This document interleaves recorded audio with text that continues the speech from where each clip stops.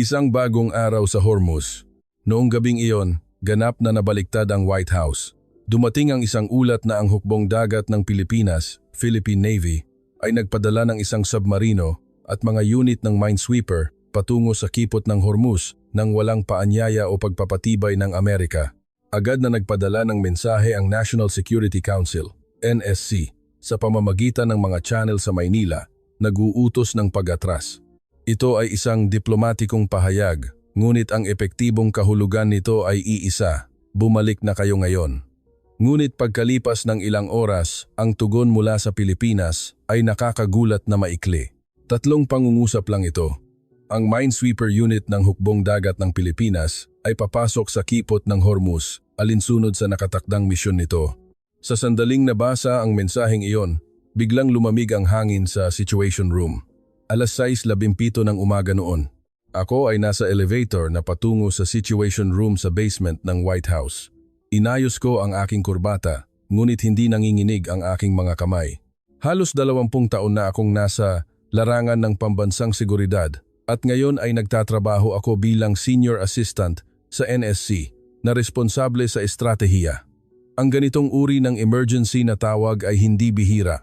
Ngunit ang nilalaman ng ikalawang tawag na natanggap ko bago magbukas ang pinto ng elevator ay sapat na upang pahinain ang tibok ng aking puso. Isinara ang kipot ng Hormuz. Ang pangalan ko ay Tanaka K. 1, Senior Assistant para sa Seguridad sa Dagat at Estratehiya sa National Security Council ng White House. Ipinaliwanag ko kung bakit ako biglang tinawag sa oras na ito para sa isang insidente sa gitnang silangan. Sa ngayon, kailangan kong simulan ang kwento mula sa aking nakita nang buksan ko ang pinto ng Situation Room ng maaga sa umagang iyon. Sa sandaling binuksan ko ang pinto at pumasok, sandali akong huminto. Ang Situation Room ay parang isang larangan ng digmaan. 16 na malalaking monitor ang nakakabit sa dingding at kalahati nito ay nagpapakita ng real-time na satellite footage mula sa himpapawid ng Persian Gulf. Ang natitirang kalahati ay sabay-sabay na nagpapalabas ng live na balita mula sa CNN, BBC at Al Jazeera. 6 na stack ng paper cups ang nakatambak sa mesa at ang amoy ng kape ay halo sa tensyon na nagpapabigat sa hangin. Si Director Yolanda Reyes, ang senior assistant para sa gitnang silangan, ang unang nakapansin sa akin. Karaniwan siyang kalmado, ngunit sa araw na iyon ay may malalim siyang eye bags. Sa sandaling nakita ko ang kanyang mukha, agad kong naramdaman na ito ay hindi isang ordinaryong bagay. Iwinagayway ni Reyes ang kanyang kamay sa akin. Tanaka-san, bilisan mo. Nagtanim ng mga mina ang Iran sa Hormuz. Mga mina? Nagulat kong tanong. Walang sinabi si Reyes, sa halip ay itinuro ang main screen. Ang satellite footage ay nagpakita ng malaking view ng kipot ng Hormuz na may ilang pulang tuldok na minarkahan dito. Ito ang mga ruta ng paggalaw ng 6 na high-speed na barko ng Islamic Revolutionary Guard Corps Navy. Ang ulat ay nagsabi na sa loob ng 12 oras bago, sila ay paulit-ulit na dumaan sa kipot sa gabi at may nakitang itinapon sila sa dagat. Sa totoo lang, ito ay mga bagay na pinaghihinala ang mga mina. Hindi pa ito ganap na nakumpirma, marahan na ipinaliwanag ni Colonel David De Leon, ang Defense Department Liaison. Siya ay matangkad at malapad ang balikat at karaniwan ay may napakalma na boses. Ngunit sa araw na iyon, halata ang tensyon sa kanyang boses at pagkalipas ng ilang minuto, inihayag niya ang isa pang katotohanan. Naglabas ng anunsyo ang Iran ngayong umaga. Magsasagawa sila ng malaking mine warfare exercise sa restricted zone ng kipot ng Hormuz. Ito ay tinawag na exercise, ngunit ito ay isang epektibong babala. Habang nakaupo ako sa upuan, kinuha ko ang briefing material na nakalagay sa mesa. Sa unang pahina, isang numero lang ang nakasulat sa malaking titik. 21% ng dami ng krudo na dinadala sa dagat sa buong mundo. Ito ang porsyento na dumadaan sa kipot ng Hormuz araw-araw. Sa average, humigit kumulang 20 tanker ang dumadaan araw-araw. At kung isasama ang mga liquefied natural gas, LNG carrier at container ship, ilang daang barko ang dumadaan sa makitid na kipot na ito, na may lapad lamang na 38 kilometro. Ngunit ang aktwal na daanan ng barko, hindi kasama ang mga reef at mababaw na tubig, ay mas mababa sa 3 kilometro. Ang makitid na bunganga na iyon ang idineklara ng Iran na isasara. Habang binubuklat ko ang mga materyales, nagtanong ako, ano ang sitwasyon ng ikalimang armada? Ang ikalimang armada ng US Navy na nakabase sa Bahrain, ang pangunahing puwersa na namamahala sa buong Persian Gulf. Sumagot si Colonel De Leon. Ang aircraft carrier na Eisenhower ay nasa misyon malapit sa Gulf at 2 destroyer ang nasa alertong misyon malapit sa Kipot. Ngunit limitado ang puwersa na magagamit para sa operasyon ng pagtanggal ng mina. Limitado? Hindi ba ito ang pinakamalakas na Navy sa mundo? Parang inaasahan ang tanong ko. Bumuntong hininga si Colonel De Leon. Assistant Tanaka, ang kakayahan ng US Navy sa mine warfare ay patuloy na bumababa mula noong Cold War. Sa kasalukuyan, 2 minesweeper lang ang nakatalaga sa ikalimang armada na Avenger class. Ngunit isa sa kanila ay nasa maintenance, kaya isa lang ang gumagana ngayon. Isa lang? Opo, isa lang. Sa pagkarinig ng mga salita, nawalan ako ng imik sandali. Hindi ko kaagad mapaniwalaan ang katotohanan na ang US Navy, na tinatawag na pinakamalakas sa mundo, ay mayroon lamang isang minesweeper na agarang magagamit sa Kipot ng Hormuz. Ngunit sa totoo lang, sa sandaling iyon, hindi ko pa ganap na naiintindihan kung gaano kaseryoso ang sitwasyon. Ako ay isang tao na ginugol ang halos buong karera sa pag-aaral ng estratehiya ng submarino. Ang larangan ng mine warfare ay nasa labas ng aking interes dahil hindi ito kapansin-pansin o sentro ng balita. Ngunit sa paggunita, nalaman kong ang mismong kawalang interes na iyon ang nagpakilos sa aking paghuhusga. Sa oras na iyon, wala akong alam. Nagsimula na ang formal na pagpupulong. Si Director Miguel Diaz, ang assistant para sa National Security, ay nakaupo sa ulo ng mesa at sinimulan ni Yolanda Reyes ang pagbibigay impormasyon tungkol sa sitwasyon sa gitnang silangan. Sa totoo lang, wala akong dahilan upang dumalo sa pagpupulong na ito. Ang aking opisyal na gawain ay ang manggasiwa sa estratehiya sa dagat sa mga kaalyado sa Asya. Karaniwan, hindi ako isasama sa listahan para sa isang pagpupulong tungkol sa isang insidente sa gitnang silangan.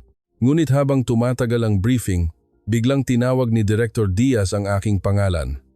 Tanaka, isummarize mo ang sitwasyon ng ating mga kaalyado sa Asya, Pilipinas, Australia. Sabihin mo sa akin kung mayroon silang anumang naval force na agarang maaaring ipadala sa Persian Gulf. Binuksan ko ang aking laptop. Mayroon na akong file na naglalaman ng data ng naval force ng mga kaalyado sa Asya. Ipinakita ko ang talahanayan sa screen at sinimulan ang aking paliwanag. Ang hukbong dagat ng Pilipinas ay may napakahusay na kakayahan sa mine warfare. Nagtataglay sila ng 3 Datu-class minesweeper at isang unmanned mine detection system. Gayunpaman, dahil sa isyu ng interpretasyon ng konstitusyon, kakailanganin ng hindi bababa sa 3 hanggang 4 na linggo para makapagdesisyon sa pagpapadala ng barko sa ibang bansa. Ang Australia ay may karanasan sa mga operasyon sa Persian Gulf, ngunit sa kasalukuyan ay wala silang magagamit na minesweeping capability sa rehiyon ng Indian Ocean. Nang matapos ang aking paliwanag, muling nagtanong si Director Diaz, kung gayon, sa batayan ng kakayahan sa mine warfare, walang kaalyado na agarang maaaring ipadala? Matapat akong sumagot, walang bansa na maaaring ipadala sa maikling panahon. Ang Pilipinas ang may pinakamalaking posibilidad, ngunit nangangailangan ito ng desisyong pampolitika. Maari ring kumilos ang UK mula sa base nito sa Bahrain, ngunit mahihirapan silang simulan ang operasyon ng walang Amerika. Pilipinas? Ang nagtanong ay si Emily Santos, isang analyst sa aking team. Siya ay isang Filipino-American, isang batang analyst na nasa NSC sa loob ng 3 taon matapos kumuha ng master's degree sa National Security Studies sa Massachusetts Institute of Technology. Siya ay napakatalino. Gayunpaman, minsan ay may tendensiya siyang tingnan ng positibo ang mga issue na may kinalaman sa Pilipinas at ilang beses ko na siyang pinaalalahanan tungkol dito. Tumingin ako kay Santos at sinabi, ang Pilipinas ay, sa prinsipyo, isang Navy na nakatuon sa pagtatanggol sa baybayin, Miss Santos. Wala silang nuclear submarine at limitado ang kanilang karanasan sa operasyon. Kung karanasan sa ibang bansa ang pag-uusapan, marahil ay anti-piracy operations lang sa Gulf of Aden. Ang pagsasagawa ng mine warfare sa kapaligiran tulad ng Hormuz ay isang operasyon na lampas sa antas ng hukbong dagat ng Pilipinas. Ngunit ang kakayahan ng hukbong dagat ng Pilipinas sa mine warfare ay itinuturing na isa sa pinakamataas na pamantayan sa mundo. Kalmado ngunit malinaw na sinabi ni Santos. Mayroon silang ilang dekadang karanasan na naipon sa pagharap sa banta ng mga mina mula sa Hilaga West Philippine Sea. At ang pagganap ng kanilang Datu-class minesweepers ay nakakuha ng mataas na marka sa internal assessment ng US Navy. Umiling ako. Iyan ay sa loob lang ng mga tubig ng Pilipinas. Ang pagsasagawa ng malayang operasyon sa Persian Gulf ay ibang usapan. At sa totoo lang, ang Pilipinas ay hindi isang manlalaro na dapat pag-usapan sa mesa na ito. Biglang tumahimik ang meeting room. Ipinagpatuloy ko ang aking sinasabi. Sa istruktura kung saan ang Amerika ang nagdidisenyo ng estratehiya at ang mga kaalyado ang naghahati sa mga tungkulin, ang tungkulin ng Pilipinas ay, sa prinsipyo, ang paghati sa gastos ng alyansa, hindi ang pagpapadala ng armada sa Hormuz. Mahigpit na ipinikit ni Santos ang kanyang mga labi, walang sinabi. Halata sa kanyang ekspresyon na mayroon pa siyang gustong sabihin, ngunit pinipigilan niya ang kanyang sarili. Pinagsama ni Director Diaz ang sitwasyon. Sa ngayon, isaalang-alang natin ang pagpapalawak ng papel ng unit na nakatalaga sa Gulf of Aden. Tanaka, alamin mo ang layunin ng Pilipinas sa pamamagitan ng mga channel sa Maynila. Ngunit dapat silang kumilos sa paraan na hinihingi natin. Hindi dapat mangyari na kumilos muna ang Pilipinas. Opo, naiintindihan ko. Sumusulat ako sa aking notebook at inisip sa aking isip, hindi magkakaroon ng paraan na kumilos muna ang Pilipinas. Mula nang una akong italaga sa East Asia Desk ng CIA 20 taon na ang nakalipas, laging ganito ang kilos ng Pilipinas. Isang bansa na pupunta kung sinabi ng Amerika na pumunta at hihinto kung sinabi ng Amerika na huminto. Isang bansa na naghihintay sa desisyon ng Amerika sa ilalim ng pangalan ng alyansa. Iyan ang Pilipinas na kilala ko. Sa loob ng higit sa 20 taon ng aking karera, hindi kailanman nagbago ang pattern na iyon. Ngunit pagkalipas lamang ng 2 araw, haharapin ko ang isang ganap na naiibang realidad. Ito ang ikatlong araw mula nang magsimula ang krisis. Mabilis na lumalala ang sitwasyon. Ang bilang ng mga tanker na dumadaan sa kipot ng Hormuz ay bumaba mula 24 barko sa isang araw hanggang 11 at muling bumaba sa 6. Ito ay dahil inihayag ng London's Lloyd's Insurance Market ang kumpletong paghinto ng underwriting ng war risk para sa mga barkong dumadaan sa Hormuz. Nang mawala ang insurance, hindi na naglayag ang mga may-ari ng barko. Nagsimulang manginig ang pandaigdigang merkado ng enerhiya. Mabilis na tumaas ang presyo ng krudo. Sa loob ng 2 araw, tumaas ang presyo ng krudo ng 5.17 bawat bariles. At sa ika-4 na araw, naitala ang presyo ng krudo na nakabatay sa Dubai sa 156. Agad na idineklara ang state of emergency sa economic team ng White House. Sa pang-araw-araw na briefing ng Pangulo, ang isyu ng Hormuz ang nangungunang agenda, ngunit may nangyayaring kakaiba. Hindi pa rin gumagalaw ang mundo. Sinusubukan ng Amerika na iwasan ang direktang paghaharap sa Iran. Ang operasyon ng pagtanggal ng mina ay kailangan, sa likas na katangian, na isagawa sa teritoryo ng Iran. Ito ay epektibong nangangahulugan ng isang militar na paghaharap. Ang Pangulo mismo ang nagtakda ng linya. Hindi kasama ang senaryo ng all-out war sa Iran. Ito ang opisyal na posisyon ng Washington. Inihayag ng UK na isusulong nito ang pagtawag ng emergency meeting ng UN Security Council. Naghahanda ang France ng joint statement sa antas ng European Union. Ipinahayag ng Russia ang posisyon nito na dapat igalang ang karapatan ng Iran sa pagtatanggol sa sarili. Habang inilalahad ko ang mga reaksyon ng iba't ibang bansa, napagtanto ko ang isang katotohanan. Lahat ay nagkakalkula. Kinakalkula ng Amerika ang mga pampulitikang panganib sa halalan, kinakalkula ng Europa kung maaari silang lumipat sa ibang ruta ng supply ng enerhiya, kinakalkula ng Russia ang mga benepisyo sa kanilang ekonomiya mula sa pagtaas ng presyo ng krudo. Walang sinuman ang gustong kumilos na magdudulot ng pinsala sa una. Ito ay isang napakarasyonal na pagkalkula. Ngunit sa pagitan ng mga rasyonal na pagkalkulang iyon, tumigil ang dagat at patuloy na tumaas ang presyo ng krudo. Nang hapong iyon, nagdaos ng press conference ang Pangulo. Pinanood ko ang eksena sa monitor ng Situation Room. Isang mamamahayag ang nagtanong, "Pangulo, Sa anong antas tinalakay ang tulong militar mula sa mga kaalyado? Sumagot ang Pangulo na may kakaibang kilos. Malapit kaming nakikipag-ugnayan sa aming mga kaalyado. Tinatalakay namin ang mga tugon sa Pilipinas, UK at France. At malapit na kaming mag-anunsyo ng isang Multilateral Maritime Security Initiative. Ang isyu ng Hormuz ay sa huli malulutas sa ilalim ng pamumuno ng Amerika tulad ng dati. Sa press conference na iyon, hindi binanggit ang salitang Pilipinas. Well, natural lang iyon. Lahat ay nag-iisip na ganoon lang ang presensya ng Pilipinas sa yugtong iyon. Ayon sa tagubilin ni Director Diaz, nagpadala ako ng pagtatanong sa pamahalaan ng Pilipinas sa pamamagitan ng US Embassy sa Maynila. Ang tanong ay simple. Maaari ba nilang palawakin ang saklaw ng operasyon ng unit na nakatalaga sa Gulf of Aden hanggang sa Persian Gulf? At handa ba silang magbigay ng kakayahan sa pagtugon sa mina kung hilingin ng Amerika? Ito ay isang diplomatikong magalang na mensahe, ngunit simple ang kahulugan. Maging handa lang kayo kung tawagin namin. Ang tugon mula sa Philippine Department of National Defense ay dumating sa loob ng isang araw. Inaasahan ang nilalaman. Alinsunod sa diwa ng Alyansang US-Pilipinas, handa kaming makipagtulungan. Nais naming humiling ng karagdagang konsultasyon tungkol sa partikular na saklaw at paraan ng suporta. Habang binabasa ko ang mensaheng iyon, tumango ako. Gusto pa rin nilang makipag-usap? Naghihintay pa rin sila sa desisyon natin. Ito ay eksaktong kapareho ng pattern na nakita ko sa loob ng 20 taon. Ibinigay ko ang file kay Santos at sinabi, ito ang tugon mula sa panig ng Pilipinas. Tulad ng inaasahan, handa silang makipagtulungan, ngunit tila naghihintay sila sa aming kahilingan. Kung kumilos muna ang UK, susunod din ang Pilipinas, kaya mag-focus tayo sa linya ng UK. Kinuha ni Santos ang file, ngunit tila may sasabihin siya at huminto sandali. Nagtanong ako, bakit? Maingat na sinabi ni Santos. May isang bagay lang na ipinahayag sa akin sa pamamagitan ng unofficial channels mula sa Intelligence Department ng Hukbong Dagat ng Pilipinas.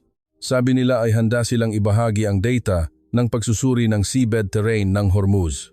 Ito raw ay batay sa sailing data na naipon ng Philippine shipyards sa loob ng ilang dekada. Umiling ako. Hindi natin kailangan tingnan ngayon. Hindi ito prioridad. Tumango si Santos. Ngunit tila hindi siya ganap na kumbinsido. Sa paggunita, sana ay pinakinggan ko ang mga salita ni Santos noon. Ang alok ng Pilipinas na ibahagi ang data ng shipyard ay hindi lamang isang simpleng pabor. Ito ay isang senyales na mayroon na silang inihahanda. Ngunit hindi ko nabasa ang senyales na iyon. Ang aking mga pagtatangi na naipon sa loob ng 20 taon ang nagpakabog sa aking paningin. Dumating ang tawag na iyon sa maagang umaga ng ika-5 araw mula nang magsimula ang krisis. Natutulog ako sa sofa sa aking opisina sa West Wing ng White House. 3 araw na akong hindi nakakauwi. Wala man lang akong oras upang tawagan ang aking asawa. Nakatakda ang aking cellphone sa vibrate mode, ngunit patuloy itong tumutunog sa aking mesa. Sa sandaling nakita ko ang tumatawag, ganap na nawala ang aking antok. Si Mark Akiyama, ang direktor ng CIA East Asia Pacific Center. Siya ang aking boss noong nagtatrabaho ako sa CIA. At ngayon ay siya ang pinakamataas na opisyal ng intelligence analysis sa Asia. Bihira lang na makipag-ugnayan ang taong ito sa akin sa personal na telepono sa umaga sa loob ng 20 taon ng aking karera. Kinuha ko ang telepono at sinabi, Direktor Akiyama, ano po ang problema? Mas mababa ang kanyang boses kaysa dati. Tanaka, pumunta ka sa situation room ngayon. Kumilos na ang Pilipinas. Nawalan ako ng imik sandali. Ano po ang ibig ninyong sabihin? Sumagot si Akiyama. Naglayag ang hukbong dagat ng Pilipinas ng isang submarino at isang unit ng minesweeper. Nasa ruta sila patungo sa Persian Gulf sa pamamagitan ng Indian Ocean na kumpirma sa satellite. Sa pagkarinig ng mga salita, tumalon ako mula sa sofa. Nagsimulang bumilis ang tibok ng aking puso. Teka lang, Direktor Akiyama. Hindi namin hiningi. Wala pa kaming kasunduan. Ang Pilipinas ay naglayag ng mag-isa? Oo. Maikli ang sagot ni Akiyama. Kailan nangyari ito? 40 oras na ang nakakaraan. Na-detect namin ito 6 na oras na ang nakakaraan. 40 oras na ang nakakaraan? Nagulat akong dumilat at kinakalkula sa aking isip ang oras. 40 oras na ang nakakaraan ay bago pa man namin ipadala ang aming diplomatic note sa Maynila, nangangahulugan ito na ang Pilipinas ay naglayag na bago pa man dumating ang aming kahilingan. Narinig ko ang alarma na tumutunog sa aking ulo. Ito ay hindi isang aksyon na kumikilos sa balangkas ng alyansa. Nang walang kahilingan, pahintulot o konsultasyon mula sa Amerika, kumilos ang Pilipinas sa sarili nitong paghuhusga at nagpadala ng military assets. Higit sa 20 taon akong nag-aral sa Pilipinas, ngunit hindi ko kailanman nakita ang ganitong pattern. Agad akong tumakbo sa situation room. Nakaupo na si Director Diaz, Yolanda Reyes at Colonel De Leon mula sa Department of Defense. Ipinapakita ng main screen ang satellite footage ng Indian Ocean na may 2 maliliit na tuldok na minarkahan sa gitna ng Arabian Sea. Ipinaliwanag ni Colonel De Leon, ang 2 minesweeper ng hukbong dagat ng Pilipinas ay tumatawid sa Indian Ocean. Kasalukuyang nasa gitnang bahagi ng Arabian Sea sa bilis na 16 knots. Batay sa pagkalkula, inaasahang darating sila sa Abu Dhabi sa loob ng 2 araw at mayroon pa. Lumipat ng screen ang Colonel. Isang submarino. Tila isang Lapu-Lapu class submarine ng hukbong dagat ng Pilipinas ang naglayag mula sa Subic Bay 2 araw na ang nakakaraan. Ngunit hindi natin alam ang kasalukuyang posisyon nito. Hindi ninyo alam ang posisyon nito? Nawala ng America's world-class satellite at sonar network ang isang diesel submarine? Medyo inis ang ekspresyon ni De Leon. Ang Lapu-Lapu class ay gumagamit ng lithium-ion battery propulsion system. Ang noise characteristics nito ay ganap na naiiba mula sa conventional diesel submarines matapos sumisid kaagad pagkalabas ng Subic Bay. Hindi na ito na-detect ng Pacific Fleet Sonar Network. Namumutla ang mukha ni Director Diaz. Tanaka, bakit kumilos ng mag-isa ang Pilipinas? Mayroon bang paunang abiso mula sa mga channel sa Maynila? Wala po. Maikli kong sagot. Sa sandaling iyon, naramdaman kong lumamig ng husto ang hangin sa meeting room. Nakatuon sa akin ang tingin ni Director Diaz. Nangangahulugan iyon na hindi ko nalaman ang independiyenteng aksyon ng Pilipinas na responsable sa estratehiya sa Asya. Nauna nang nagsalita si Reyes. Teka lang, ang isyong ito ay dapat tingnan na may kaugnayan sa pangkalahatang sitwasyon sa gitnang silangan. Problema nga na kumilos ng mag-isa ang Pilipinas, ngunit isa lang ang minesweeper na magagamit natin ngayon, di ba? Kung magdadala ang Pilipinas ng 2 minesweeper, makakatulong ito sa operasyon. Makakatulong? Tumataas ang boses ko.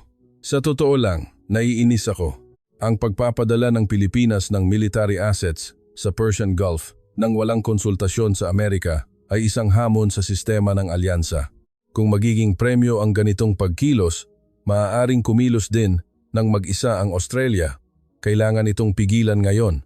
Maikli ang tanong ni Director Diaz. Paano? Dapat tayong magpadala ng mensahe sa Maynila na umatras sila, matatag kong sinabi. Kailangan nating pabalikin ang fleet ng Pilipinas bago pa man sila pumasok sa Persian Gulf. Hinawakan ni Director Diaz ang kanyang baba at nag-isip sandali.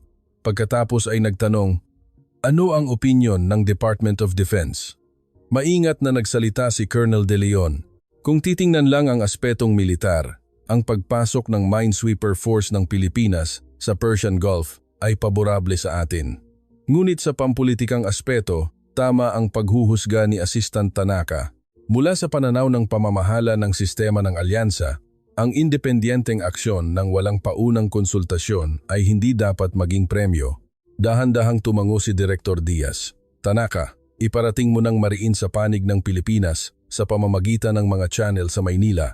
Kahit hindi man ganap na pag-atras, dapat silang makipagkonsulta sa atin bago pa man sila dumating sa Persian Gulf. Gawing malinaw na hindi katanggap-tanggap ang pagsasagawa ng independiyenteng operasyon malapit sa Hormuz nang walang pagpapatibay ng Amerika. Opo, naiintindihan ko. Binuksan ko ang aking laptop at sinimulang sumulat ng mensahe.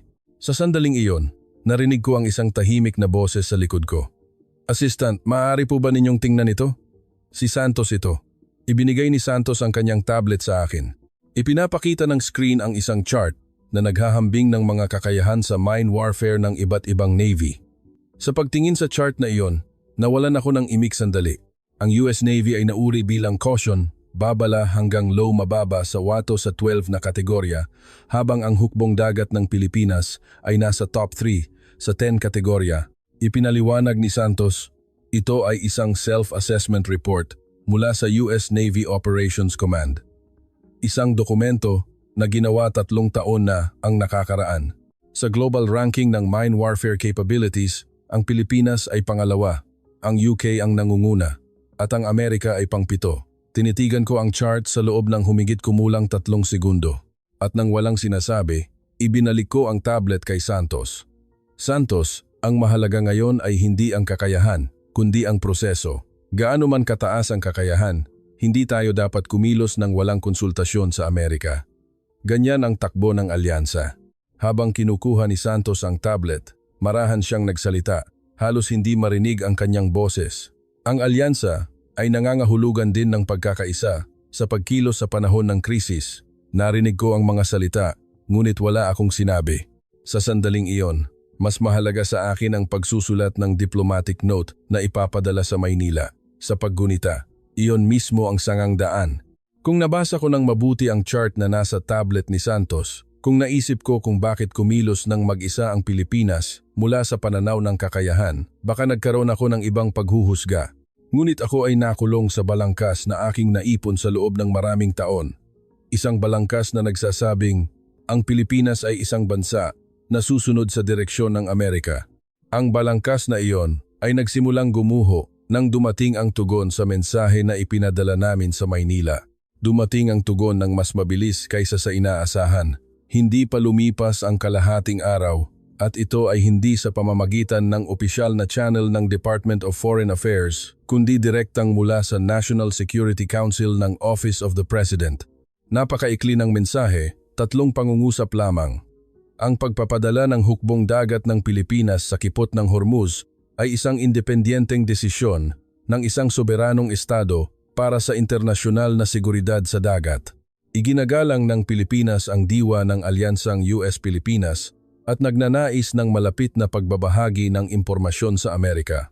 Ang Minesweeper Unit ay papasok sa Persian Gulf ayon sa schedule. Tumagal ng halos 10 segundo upang basahin ang 3 pangungusap na iyon. Ngunit ang 10 segundong iyon ay sapat na upang guluhin ang buong 20 taon ng aking karera. Ang 4 na salita na independenteng desisyon ay tila mas matindi sa monitor. Epektibong sinabi ng Pilipinas na, hindi. Sinubukan kong alalahanin kung mayroon bang nauna ng insidente kung saan ang Pilipinas ay malinaw na nagdeklara ng isang independenteng linya bilang tugon sa isang kahilingan ng Amerika. Mabilis kong binalikan ang mga ulat at alaala ko noong nasa CIA pa ako, ngunit wala akong matandaan na katulad na kaso. Agad akong nagulat kay Director Diaz. Marahil ay medyo mataas ang boses ko kaysa dati. Tumanggi ang Pilipinas. Sabi nila ay papasok ang Minesweeper Unit sa Persian Gulf ayon sa schedule. Sumandal si Director Diaz sa kanyang upuan at tumingin sa kisame. Tanaka, tanungin ko lang ng matapat, may paraan ba para pigilan ang Pilipinas? Nag-isip ako sandali. Maaari nating dagdagan ang diplomatikong presyon. Ngunit sa sitwasyon na ang fleet ng Pilipinas ay nasa Arabian Sea na, walang paraan para pisikal na pigilan sila. Kung susubukan nating pigilin sila ng puwersahan, masisira ang mismong alyansa. Kung gayon, wala tayong magagawa kundi panoorin na lang. Halo-halo ang emosyon sa isang pangungusap ni Director Diaz, pagkainis, pagkabahala at isang napakatahimik na pag-usisa. Ngunit hanggang sa oras na iyon, iniisip ko pa rin na ang pagkilos ng Pilipinas ay isang aroganteng pagkamali sa paghuhusga. Ano ang magagawa ng 2 maliliit na minesweeper sa Hormuz?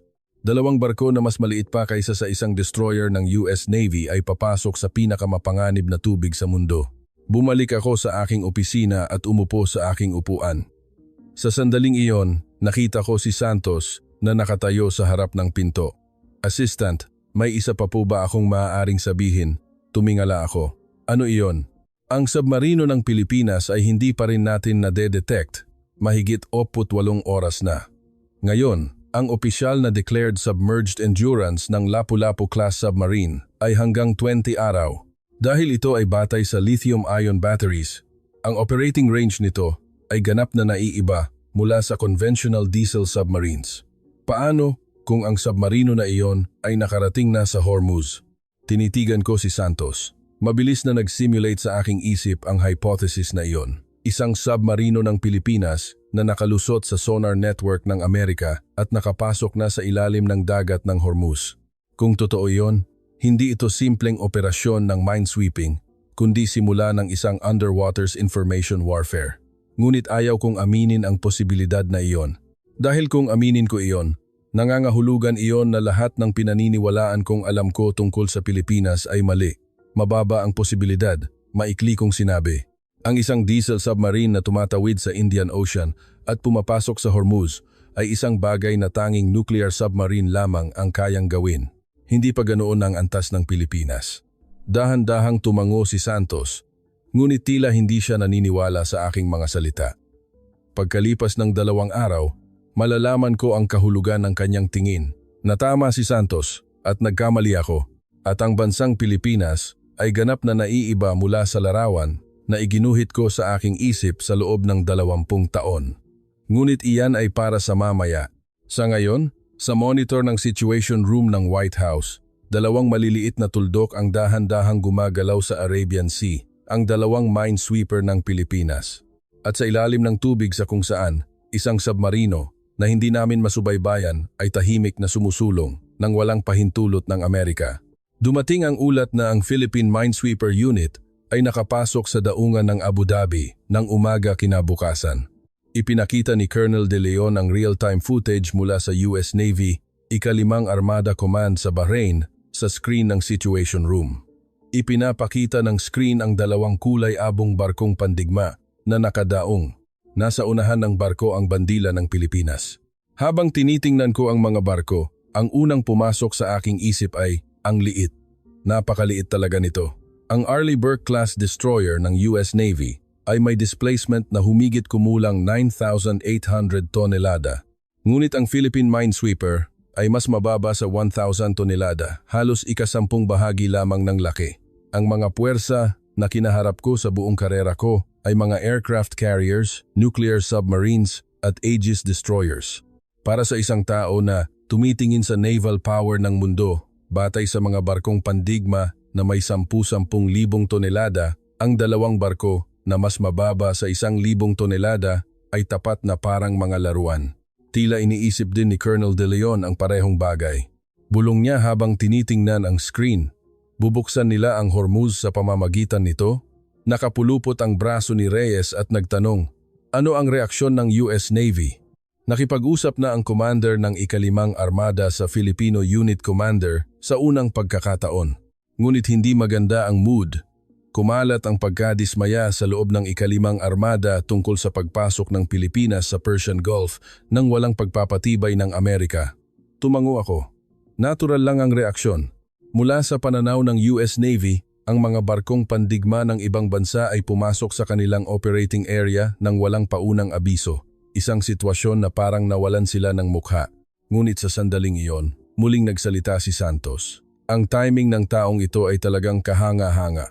Assistant, alam po ba ninyo kung kailan dumating ang Philippine Minesweeper Unit sa Abu Dhabi? Umiling ako. Hindi, pero 72 oras matapos maglayag. Nag-deploy sila mula Subic Bay hanggang Abu Dhabi sa loob ng 72 oras. Nawalan ako ng imik sandali. 72 oras? Opo.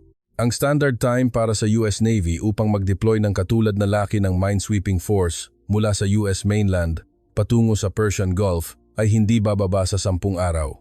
At pagkatapos ng pagdating, tumatagal pa ng 3 hanggang 5 araw para sa pagsiset up ng kagamitan at paghahanda sa operasyon. Ngunit ang Pilipinas ay nagsimulang magbaba ng kagamitan kaagad pagkatapos ng pagdating. At iniulat na nasa operational readiness na sila sa loob ng 8 oras batay sa lokal na oras. 8 oras? Muling kinumpirma ko ang mga numero. 72 oras na deployment, 8 oras na setup. Isang gawain na tumatagal ng 10 araw para sa deployment at hindi bababa sa 3 hanggang 5 araw para sa paghahanda sa operasyon sa mga pamantayan ng US military. Naging halos ika-10 bahagi ang Pilipinas sa oras na iyon. 10 araw ang nabawasan? Nagtatakang tanong ni Colonel De Leon. Paano posible iyon? Sa 8 oras para sa pag-deploy ng minesweeping equipment sa ibang bansa, hindi man lang sapat ang oras para tanggalin ang packing. Habang tinatype sa kanyang tablet, ipinaliwanag ni Santos, ang kagamitan ng Philippine Minesweeper Unit ay dinala sa mga modular container. Nakategorya ito ayon sa kulay. at idinisenyo upang agad na ma-assemble sa tamang pagkakasunod-sunod pagkatapos ng pagdating. Ito ay isang ganap na naiibang sistema mula sa kahon na ginagamit ng US military. Mayroong pagsusuri na ito ay isang application ng Philippine Courier Service Logistics System sa military supply chain. Courier service system na inilapat sa militar? Tumawa si Reyes. Sumabay din ako sa pagtawa. Hanggang sa oras na iyon, kaya ko pang tumawa. Ngunit hindi nagtagal ang pagtawa na iyon. Dahil pagkalipas lamang ng 6 na oras, ganap na nagbago ang kapaligiran sa situation room. Nang dumating ang unang operational report mula sa Philippine Minesweeper Unit, umiinom ako ng kape. Nakikinig si Colonel De Leon sa kanyang headset at bigla siyang humarap sa akin. Kakaiba ang kanyang ekspresyon. Hindi ko masabi kung nagulat siya o nagalit. Ano ang nangyari? Tanong ko. Nag-isip sandali si Colonel De Leon bago nagsalita. Sinimulan ng Philippine Unmanned Mine Detection Drone na iscan ang seabed sa silangang ruta ng Hormuz at mayroon ng resulta. Anong resulta? Sa loob ng 5 oras pagkatapos ng deployment, 21 na pinaghihinala ang bagay ang natukoy. Ibinaba ko ang aking tasa ng kape. 2 oras? Opo. Kung ang US Navy Minesweeper Avenger ang maghahanap sa parehong lugar, kakailanganin nito ng hindi bababa sa 4 na araw. Ang Pilipinas ay natapos ito sa loob ng 5 oras. 4 na araw at 5 oras. Kahit hindi ka military expert, maiintindihan mo kung ano ang ibig sabihin ng pagkakaiba sa mga numerong iyon. Hindi lang ito mabilis. Ito ay isang bilis na nasa ibang dimensyon. Sa sandaling iyon, nagbigay ng karagdagang impormasyon si Santos. Ipinaliwanag ni Santos habang tinitingnan ang data na ipinapakita sa screen. Ang kagamitan na ginamit ng Pilipinas ay isang independently developed unmanned underwater mine detection drone. Ito ay isang integrated system ng high-resolution sonar, magnetic sensor at underwater optical camera. May kakayahan itong mag-operate hanggang sa lalim na 80 metro at i-scan ang seabed sa 3D. Mayroong pagtatasa na ang resolusyon ng sonar nito ay humigit kumulang 4 na beses na mas mataas kaysa sa kasalukuyang kagamitan ng US Navy. Nawalan ako ng imik sandali. 4 na beses? Tumango si Santos. Opo, 4 na beses. Sa pagkarinig ng mga salita, may nagsimulang bumiyak sa loob ko. Ang kagamitan na dinala sa 2 maliliit na barko na mas mababa sa 1,000 tonelada ay 4 na beses na mas mahusay kaysa sa kagamitan ng pinakamalakas na Navy sa mundo. Mahirap tanggapin ang numero na iyon sa karaniwang pag-iisip. Ngunit ang mga numero ay hindi nagsisinungaling. 5 oras ng paghahanap, 4 na araw ang lumang pamantayan, at 4 na beses ang pagkakaiba sa resolusyon. Hindi ito ang uri ng impormasyon na maaaring tanggihan ng emosyon. Umakyat ako sa taas ng situation room upang magulat kay Director Diaz. At sa pagkakataong iyon, sa unang pagkakataon, nagsalita ako ng hindi namamalayan na ginagamit ko ang salitang Pilipinas sa konteksto ng paggalang. Ang mga paunang resulta ng operasyon ng Philippine Minesweeper Unit ay lubos na nakahihigit sa inaasahan. Tumingala si Director Diaz. Gaano kahusay ang lubos na mahusay? Tiningnan ko ang data at sinabi, sa loob ng 5 oras pagkatapos ng deployment, natukoy nila ang 24 na pinaghihinalaang bagay at ang resolusyon ng detection equipment ay humigit kumulang 4 na beses na mas mataas kaysa sa katumbas na kagamitan ng US Navy. Tumataas ang kilay ni Director Diaz. Ganoon ba? Kung gayon, hindi ba dapat tayong humiling sa Pilipinas na ibahagi ang data? Sa pagkarinig ng mga salita, nag-alinlangan ako sandali. Tayo na hihiling ng data sa Pilipinas, isang bansa na sinubukan nating pabalikin 2 araw na ang nakakaraan. Tila nabasa ni Director Diaz ang aking ekspresyon at ngumiti ng bahagya. Tanaka, ang pride ay para sa huli. Ang mahalaga ngayon ay ang pagbubukas ng dagat.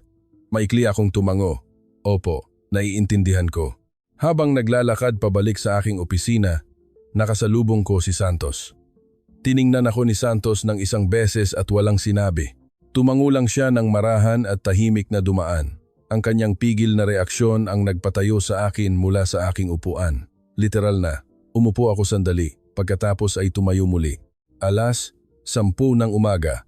Dumating ang ikalawang operational report mula sa Philippine Minesweeper Unit sa pamamagitan ng ika-5 Armada Command. Sinimulan ni Colonel De Leon ang briefing sa situation room. Ngunit sa pagkakataong ito, Halata ang emosyon sa kanyang boses. Siya ay isang tao na halos hindi nagpapakita ng emosyon sa loob ng 30 taon ng kanyang military career. Ang mga miyembro ng Special Boarding Unit SBU ng Hukbong Dagat ng Pilipinas ay inilunsad para sa operasyon ng pagbawi ng mina. Nawalan ako ng imik sandali. Pagbawi ng mina? Hindi pagtanggal, kundi pagbawi? Ipinagpatuloy ni Colonel De Leon ang kanyang paliwanag.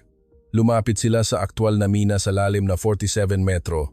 Matapos in-neutralize ang firing mechanism, inihiwalay nila ito mula sa seabed at itinaas sa ibabaw ng tubig. Biglang tumahimik ang situation room. Ang mga mina ay mga armas na sumasabog kung hawakan. Ito ay mga aparato na idinisenyo upang tumugon sa anumang pampasigla tulad ng temperatura ng tubig, presyon ng tubig, magnetic field o acoustic. Mahirap isipin na direktang lumalapit ang isang tao sa ganoong bagay.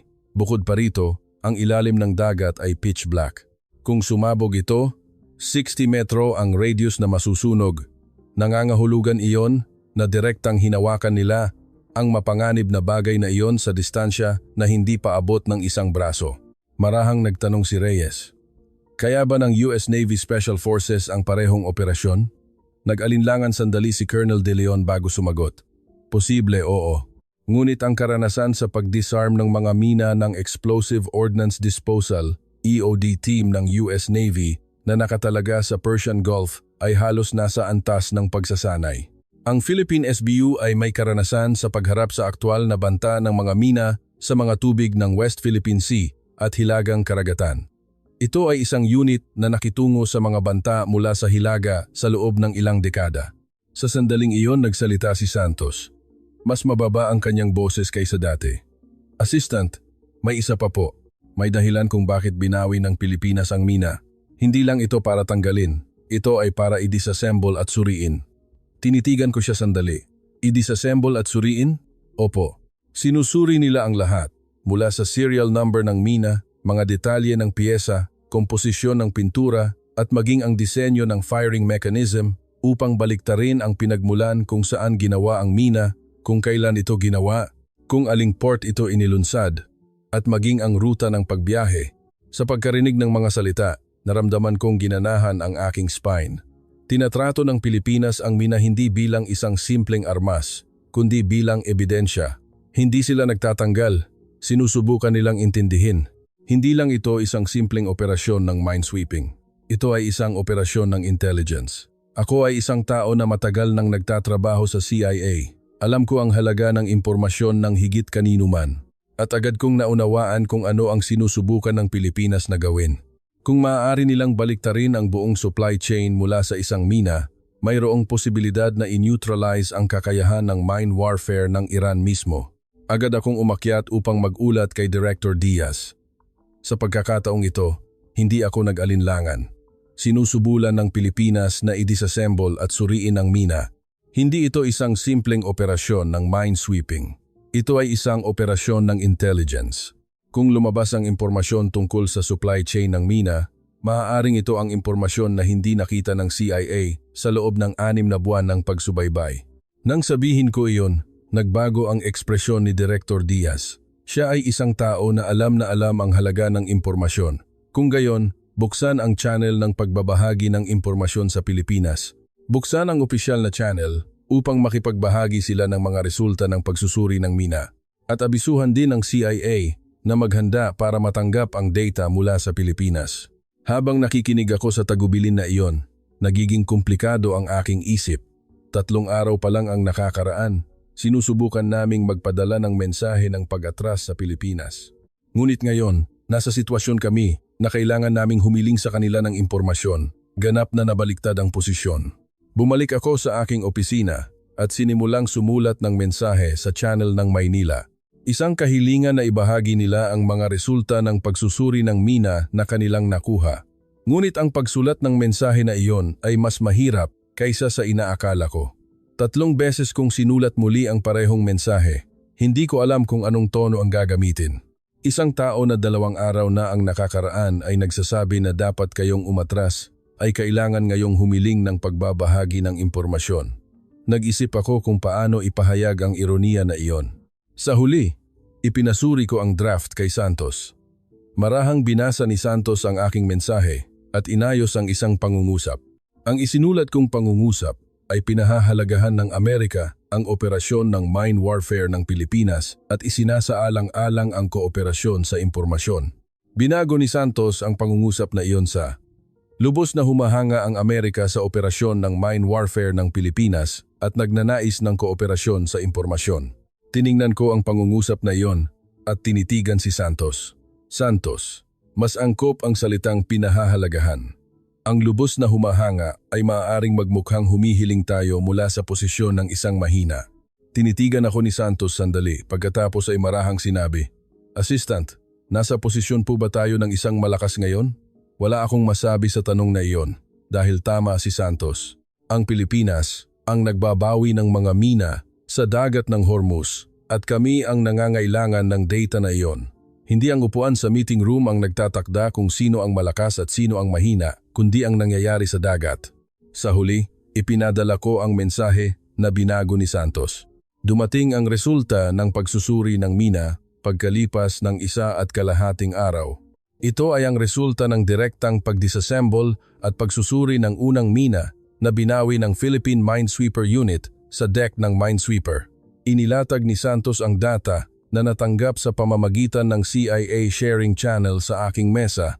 Habang binabasa ko ang ulat na iyon, tumalon ako mula sa aking upuan at hindi sinasadyang sumigaw ako, Ito ba ay totoo?" Nagulat si Santos at tumakbo sa aking opisina. "Ano po ang nangyari, Assistant?" Itinuro ko ang ulat at sinabi, "Hindi ang mina ang problema. Tingnan mo ang resulta ng pagsusuri na ito." Detalyadong inilalahad ng ulat ang resulta ng pagsusuri sa internal na istruktura ng mina. At ang pinakamahalagang nilalaman ay nasa huling bahagi, ang code ng production factory na nakaukit sa loob ng mina. Batay sa data na ito, binaliktad ng Philippine Analysis Team ang pasilidad ng produksyon ng mina, petsa ng produksyon, port ng paglulunsad, at maging ang ruta ng transportasyon. Mula sa isang mina, iginuhit nila ang mapa ng buong supply chain ng mina ng Iran. Ang pinagmulan ay isang maliit na military port malapit sa Bandar Abbas, isang baybayin sa timog Iran. Eksakto itong tumutugma sa pattern ng maliliit na high-speed boats na gumagalaw sa kipot sa gabi at nagtatapon ng mga mina. Ang petsa ng produksyon ay sinuri bilang nasa loob ng huling 18 buwan. Binuklat ni Santos ang ulat at sinabi, "Ito ang supply chain na sinubaybayan ng CIA Iran Desk sa loob ng 6 na buwan. Ang pagkakaiba ay sinubaybayan namin sa pamamagitan ng intelligence network at ang Pilipinas ay sinubaybayan sa pamamagitan ng aktwal na bagay." Imposible. Sumandal ako sa aking upuan at tumingin sa kisame. Ang impormasyon na sinubaybayan ng CIA sa loob ng 6 na buwan, na gumagastos ng bilyon-bilyong dolyar sa mga satellite at wiretaps, ay nahanap ng hukbong dagat ng Pilipinas sa loob ng 2 araw sa pamamagitan ng pagbawi ng isang mina. At hindi ito ginawa sa isang state-of-the-art laboratory, kundi sa deck ng isang minesweeper, gamit ang wrench at screwdriver upang i-disassemble ito. Agad kong tinawagan si Mark Akiyama. "Direktor Akiyama, nakita po ba ninyo ang data ng pagsusuri ng mina mula sa Pilipinas?" "Nakita ko. Ang aming Iran desk ay gulo-gulo. Sa isang banda, masaya sila na gulo-gulo, at sa isang banda, nahihiya sila na gulo-gulo. Dahil ang hindi namin makita sa loob ng 6 na buwan ay nahanap ng Pilipinas sa isang mina." May bahid ng pait ang boses ni Akiyama. Tunog iyon ng pride ng isang 30 taong CIA career na nanginginig. Nag-alinlangan ako sandali bago nagtanong, "Direktor Akiyama, isa lang po ang gusto kong itanong. Mayroon po bang internal assessment sa atin na ang hukbong dagat ng Pilipinas ay may ganitong antas ng kakayahan sa pagsusuri ng mina?" Nagkaroon ng maikling katahimikan sa kabilang linya at matapat na sinabi ni Akiyama, "Wala. Sa aming pagsusuri, inuri namin ang kakayahan ng mine warfare ng hukbong dagat ng Pilipinas bilang isang ancillary capability lamang. Tiningnan namin ang anti-ship at missile capabilities bilang pangunahing puwersa. Kaya ang ancillary capability ay tinalo ang CIA, di ba?" Nang sabihin ko iyon, bumuntong hininga si Akiyama. "Tanaka, sa totoo lang, minamaliit namin ang Pilipinas. Kasama ako. Sa sandaling narinig ko ang mga salita, may kirot sa aking dibdib. Ang salitang minamaliit ay eksaktong naglalarawan ng aking mga sinabi sa loob ng 20 taon. Akala ko ay sinusuri ko ang Pilipinas, ngunit sa totoo lang, tinitingnan ko lang sila sa loob ng balangkas na aking itinakda. Nang iulat ko ang resulta ng pagbaliktad ng mina kay Director Diaz, malinaw na nagbago ang kapaligiran sa meeting room. Nang matapos basahin ni Diaz ang ulat, tumingala siya at tinitigan ako. At medyo nagulat ako sa kanyang ekspresyon. Ito ay isang ekspresyon ng paghanga. Nagtrabaho ako kasama ang taong ito sa NSC sa loob ng 7 taon. Ngunit ito ang unang pagkakataon na nakita ko siyang may ekspresyon ng paghanga. Hindi lang ito isang simpleng operasyon ng minesweeping. Operasyon ito ng intelligence. Tama po, tumango ako. Ginawa ng Pilipinas ang mina hindi bilang isang armas, kundi bilang ebidensya. Muling nagtanong si Diaz, anong epekto nito sa Iran? Kung ganap na mailantad ang operasyon ng pagtanim ng mina, maaaring magsimula ang pagtuturuan sa loob ng Islamic Revolutionary Guard Corps Navy. Maaaring gumuho ang pagiging maaasahan ng mismong mine warfare capability. Dahan-dahang tumango si Diaz. Kung gayon, ibahagi natin ang impormasyong ito sa multilateral channels. Sa UK, France, Australia, sa lahat ng bansa, ang pagsusuri ng mina ng Pilipinas ay maaaring maging game changer sa krisis sa Hormuz. Sa sandaling iyon, sumabat si Reyes. Teka lang, kung gayon, sa krisis na ito, ang papel ng tagapagbigay ng impormasyon ay hindi ang Amerika, kundi ang Pilipinas? Sa pagkarinig ng tanong na iyon, nawalan ako ng imik sandali. Sa totoo lang, iyon din ang iniisip ko. Ang Amerika ang intelligence hub sa pandaigdigang network ng seguridad. Ngunit sa sitwasyong ito, ang Pilipinas ang gumagawa ng impormasyon at ang Amerika ang nagpapalabas nito. Nababaliktad ang mga tungkulin. Ngunit kalmado si Director Diaz. Reyes, ang mahalaga ngayon ay hindi kung sino ang gumawa ng impormasyon. Ang mahalaga ay kung bubukas ba ang dagat. Kung bubukas ang dagat sa impormasyon na ginawa ng Pilipinas, pabor iyon sa Amerika. Ang pride ay para sa huli. Sa pagkarinig ng mga salita, naintindihan ko. 2 araw na ang nakakaraan, sinabi din ni Diaz ang parehong bagay. Ang pride ay para sa huli. Alam na niya mula simula na ang mahalaga sa krisis na ito ay hindi kung sino ang nag-uutos, kundi kung sino ang tunay na lumulutas ng problema. Sa sandaling iyon, isang ganap na hindi inaasahang bagyo ang bumangon mula sa ibang direksyon. Nagsimula ito sa labas. Ipinatawag ni Senator Garcia, ang chairman ng Senate Armed Services Committee, ang isang emergency hearing. Ang agenda ay isa lang, ang pagkabigo ng US Navy sa pagtugon sa krisis sa Hormuz. Si Senator Garcia ay isang Republikano mula sa Texas. Siya ay isang tao na may paniniwala na ang Amerika ay dapat laging ang pinakamalakas sa mundo sa mga usapin ng militar. Sa sandaling lumabas ang balita na ang hukbong dagat ng Pilipinas ay nagbabawi ng mga mina sa Hormuz, nagalit siya. Mabilis na kumalat ang footage ng pagbawi ng mina bilang balita. Bakit hindi kumilos ang pinakamalakas na US Navy? At sa halip ay ang Navy ng isang maliit na bansa tulad ng Pilipinas ang gumagawa ng trabaho. Ang US Navy, na may 240 bilyong budget taon-taon, na pinapatakbo ng pera ng nagbabayad ng buwis, ay hindi makakilos para sa isang simpleng minesweeping? Hindi ito katanggap-tangad. Pinanood ko ang eksena sa monitor ng Situation Room at nagngingit-ngit ang aking mga ngipin. Laging ganito ang Kongreso. Bawasan ang budget ng minesweeping, pagkatapos ay tanungin kung bakit hindi handa ang militar kapag may krisis. Sila mismo ang nagbawas ng budget ng minesweeping taon-taon. Ngunit iyon ay personal na pagkadismaya lamang. May isa pang praktikal na problema. Malinaw na kung magaganap ang pagdinig, ang paunang pagtugon ng NSC at White House ay magiging paksa ng pagsusuri. Bakit hindi ninyo nalaman ang independiyenteng aksyon ng Pilipinas ng maaga? Bakit ninyo sinubukang magpadala ng mensahe ng pag-atras sa Pilipinas? Hindi ba iyon isang estratehikong pagkamali sa paghuhusga? Ang mga ganitong tanong ay ibubuhos. At ang mga tanong na iyon ay malamang na itatanong sa akin. Na responsable sa estratehiya sa Asia, tinawag ako ni Director Diaz. Tanaka, ihanda mo ang iyong testimonya para sa hearing. Siguradong magkakaroon ng mga tanong tungkol sa Pilipinas.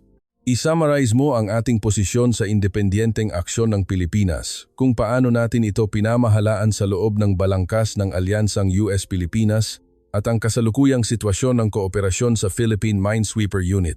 Opo, naiintindihan ko. Bumalik ako sa aking opisina at sinimulang sumulat ng draft ng testimonya. Ngunit ang aking kamay, na nakalapag sa keyboard, ay huminto. Ano ang isusulat ko? Ang independenteng aksyon ng Pilipinas ay nangyari ng walang paunang abiso at upang maiwasan ang muling paglitaw nito sa hinaharap, palalakasin namin ang koordinasyon sa loob ng alyansa.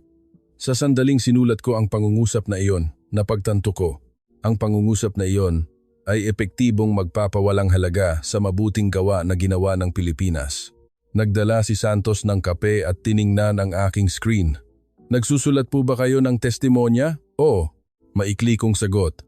Mahirap, di ba? Marahang sinabi ni Santos.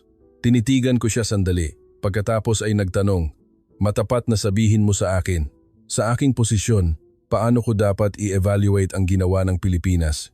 Nag-isip sandali si Santos at dahan-dahan niyang sinabi, ginawa ng Pilipinas ang hindi kayang gawin ng Amerika. Mas tumpak, ginawa nila ang pinili ng Amerika na huwag gawin. Iyon ang pagkakaiba na sa tingin ko ay mahalaga. Kumunot ang noo ko, ang hindi kayang gawin at ang hindi ginawa ay magkaiba? Opo, tama po. Pinili ng Amerika na iwasan ang direktang paghaharap sa Iran, kaya huminto tayo sa harap ng minefield. Ginawa ng Pilipinas ang pagkalkula sa ibang paraan. Anong pagkalkula? Ang benepisyo kumpara sa panganib, ipinaliwanag ni Santos habang binubuklat ang screen ng kanyang tablet. Para sa Pilipinas, ang pagharang sa Hormuz ay isang isyu ng pang-ekonomiyang kaligtasan. Ang Pilipinas ay umaasa sa gitnang silangan para sa higit sa 70% ng kanilang importasyon ng krudo. Kung harangan ng Hormuz, titigil ang buong industriya ng pagdalisay ng langis, industriya ng petrochemical at industriya ng pagmamanupaktura. Kumilos ang Pilipinas upang protektahan ang sarili nitong ekonomiya. Wala silang luho na maghintay ng pahintulot ng Amerika. Ang pagsusuri ni Santos ay matalas at higit sa lahat, tumpak. Tiningnan ko lamang ang independenteng aksyon ng Pilipinas sa balangkas ng paglihis mula sa alyansa, ngunit tiningnan ito ni Santos bilang isang lohika ng kaligtasan ng Estado. Magkaiba ang interpretasyon nila sa parehong pangyayari sa ganap na magkaibang balangkas. Santos, hindi mo siguro pinapanigan ang Pilipinas dahil Filipino-American ka ha? Nagbiro ako ng bahagya. Ngumiti si Santos ng bahagya. Totoo po na ako ay Filipino-American. Ngunit kung titingnan ang data, wala po akong choice kundi panigan ang Pilipinas. Hindi po ang aking dugo ang pumapanig, kundi ang data. Natawa ako ng mahina. Talagang matalino ang taong ito at halos hindi siya nagsasabi ng mali. Kinabukasan, lalo pang komplikado ang sitwasyon. Ito ay dahil sa pahayag ng Pangulo tungkol sa Pilipinas sa press conference. Pinanood ko ang eksena sa monitor ng Situation Room. Ganito ang sinabi ng Pangulo, alam ko na nagpadala ang Pilipinas ng ilang maliliit na barko. Ngunit kung mayroon tayong isang destroyer, kayang tanggapin ito, ang 10 ng mga barkong iyon. Ang isyu ng Hormuz ay sa huli malulutas sa ilalim ng pamumuno ng Amerika. Isang destroyer kayang tanggapin ang 10 barko. Sa sandaling narinig ko ang mga salita, uminit ang aking mukha. Dahil napakalinaw na hindi ganap na naiintindihan ng Pangulo kung ano ang sinasabi niya.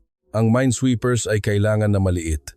Hindi ito makakadaan sa mababang bilis sa isang lugar na may mga mina kung hindi ito maliit at magaan. Hindi ito makakapagtrabaho sa radius ng pagsabog ng mina kung hindi mababaw ang draft. Hindi nangangahulugan na dahil malaki ang aircraft carrier ay kaya nitong tanggalin ang mga mina. Sa katunayan, ang aircraft carrier ang pinakawalang silbi sa harap ng minefield. Kung mas malaki ang katawan, mas mapanganib ito. Sa harap ng mga mina, ang laki mismo ay nagiging kahinaan.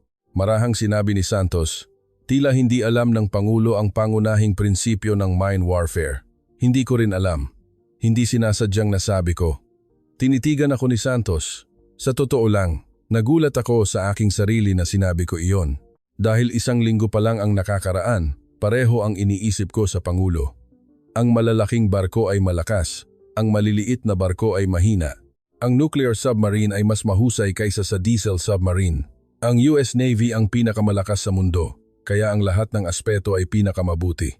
Ang simpleng formula na iyon ay nakaukit sa aking isip sa loob ng higit sa 20 taon. Ngunit binasag ng Hormuz ang formula na iyon. Isang armas, ang mina, ang nagpatigil sa isang aircraft carrier na may 10,000 tonelada at isang maliit na minesweeper na mas mababa sa 1,000 tonelada ang nagbabawi ng minang iyon mula sa dagat. Ang pinakamahal na Navy sa mundo ay hindi ang sagot. Ang Navy na pinakamahusay sa mine warfare ang sagot. Ngunit ang tunay na shock ay dumating pagkatapos. Isang piraso ng impormasyon na dumating nang hapong iyon ang ganap na nagpabaliktad sa buong sitwasyon. Sinusuri ko ang huling draft ng testimonya para sa hearing sa aking opisina. Sa sandaling iyon, biglang binuksan ni Santos ang pinto at pumasok. Sandali akong nagulat. Ito ang unang beses na nakita kong binuksan ni Santos ang pinto nang ganoon sa loob ng 3 taon. Assistant, kailangan po ninyong tingnan ito ngayon. Ibinigay niya ang tablet sa akin. Ipinapakita ng screen ang isang classified cable mula sa CIA. Sa sandaling nabasa ko ang mensaheng iyon, nanigas ako sa aking kinatatayuan. Philippine submarine confirmed in Hormuz waters. Ano? Hindi ko sinasadyang bulong. Mabilis na ipinaliwanag ni Santos. Nakumpirma po na ang Lapu-Lapu class submarine ay nasa operasyon sa ilalim ng tubig sa kipot ng Hormuz. Hindi ito sa pamamagitan ng sonar network ng US ika-5 Armada, kundi direktang ipinabatid ng panig ng Pilipinas ang posisyon nito. At ipinabatid ng Pilipinas mismo? Opo, tama po. At kasama ring ipinabatid ang dahilan. Habang nagsasagawa ng underwater reconnaissance ang submarino ng Pilipinas, natukoy nito ang paggalaw ng 2 small Iranian naval submersibles. Dahil itinuring itong naghahanda ng karagdagang pagtanim ng mina, ipinabatid nila ang kanilang posisyon upang ibahagi ang impormasyong iyon sa Amerika. Kinuha ko ang tablet at muling binasa ang cable. Habang binabasa ko, medyo nanginginig ang aking mga kamay. Hindi dahil sa galit, kundi sa matinding pagkabigla. Ang submarino ng Pilipinas ay nasa ilalim na ng Hormuz. Sa mismong oras na sinusubukan naming magpadala ng mensahe ng pag-atras sa Pilipinas, ang submarino na iyon ay nakatago na sa ilalim ng dagat ng Hormuz. Binabantayan ang Iranian Navy. At alam mo ba kung bakit nila sinabi sa amin ang katotohanan iyon? Upang tulungan ang Amerika. Muli kong binasa ang cable. Ang submarino ng Pilipinas ay natukoy ang paggalaw ng 2 small Iranian naval submersibles habang nagsasagawa ng underwater reconnaissance. Dahil itinuring itong naghahanda ng karagdagang pagtanim ng mina, ipinabatid nila ang kanilang posisyon upang ibahagi ang impormasyong iyon sa Amerika. Agad akong bumaba sa situation room. Nakumpirma na ni Director Diaz, Reyes at Colonel De Leon ang impormasyon. Tiningnan ako ni Diaz at sinabi, Tanaka, malinaw na ang dahilan kung bakit hindi natin na-detect ang submarino ng Pilipinas. Opo, tama po. Tumango ako. Ang submarino na iyon ay umiwas sa ating detection sa loob ng 6 na araw, pumasok sa Hormuz at sa panahong iyon ay binabantayan ang paggalaw ng Iranian Navy at nangongolekta ng impormasyon tungkol sa mina. Idinagdag ni Colonel De Leon ang paliwanag. Ang Lapu-Lapu class ay gumagamit ng lithium-ion battery propulsion. Mas tahimik ito kaysa sa conventional diesel submarines at mas mahaba ang submerged endurance. Ang Submarine Squadron 3 ng ika-5 Armada ay nagsusuri na ito ay sa antas na lumampas sa mga limitasyon ng conventional submarines. Tumayo si Diaz at lumakad ng ilang hakbang patungo sa bintana. At humarap siya at tinitigan ako. Napakatalas ng kanyang tingin.